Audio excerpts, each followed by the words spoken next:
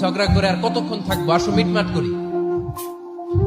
আয়েশা রাদিয়াল্লাহু বললেন ঠিক আছে মিটমাট করবো। তো বিষ্ণু ইসলাম বললেন মিটমাটের জন্য কারে ডাকবো? ওমর রে ডাকি। কয় না, ওমর রে না, ওমর গালিজ, ওমর অনেক রাগে, আমার ডর লাগে।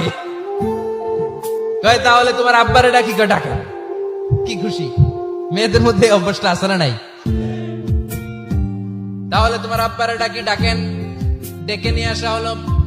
আবু বকর রাদিয়াল্লাহু তাআলা আনহু দাঁড়ালেন, আম্মা জান আয়েশা দাঁড়ালেন, বিশ্বনবীও দাঁড়ালেন।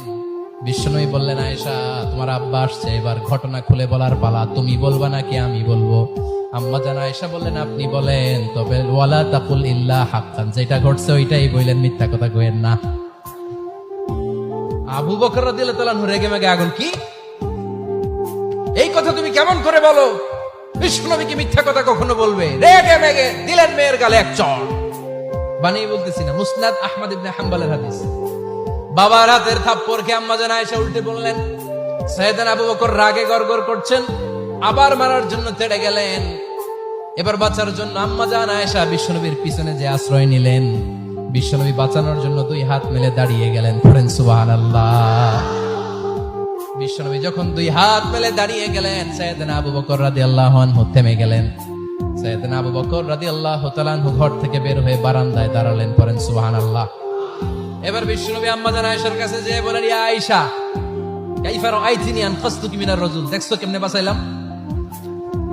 আমি না থাকলে ভর্তা বানাই ফেলতো আজকে।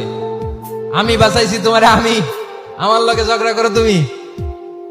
লজ্জায় পড়ে আম্মা জান আয়েশা খিলখিল করে হেসে দিলেন, বিশ্বনবীও হেসে দিলেন।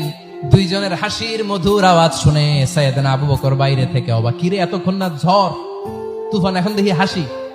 সালাম দিয়ে অনুমতি নিয়ে ভিতরে ঢুকলেন। ঢুকে দেখেন আম্মা জান আয়েশাও হাসে, বিশ্বনবীও হাসে।